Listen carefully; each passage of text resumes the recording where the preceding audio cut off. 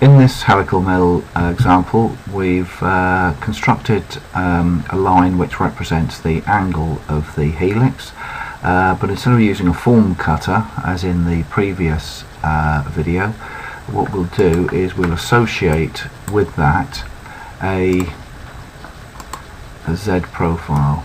So this is the profile of one tooth form from the apex to the next pitch.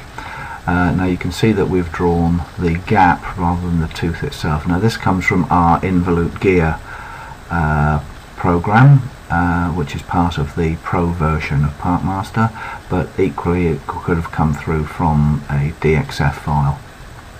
So what we do there is we use the go round command to machine the angled line which represents the angle of the helix as the contour, and then we associate with that a profile in the Z axis.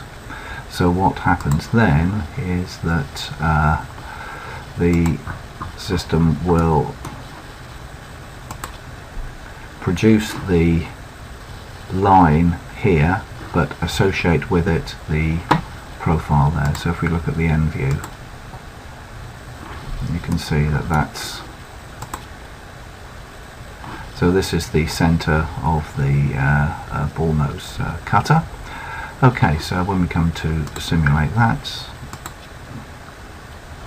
now I've only done a single just a single repeat here, but obviously we just need to repeat this around the bar as many times as there are pitches, but this gives you an idea of how it all works.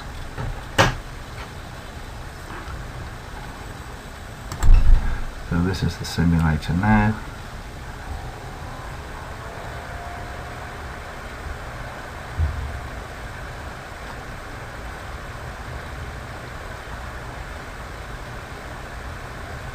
So this is using a ball nose cutter. We could also use a square-ended tool or a ball nose cutter which has a flat base and then corner radii.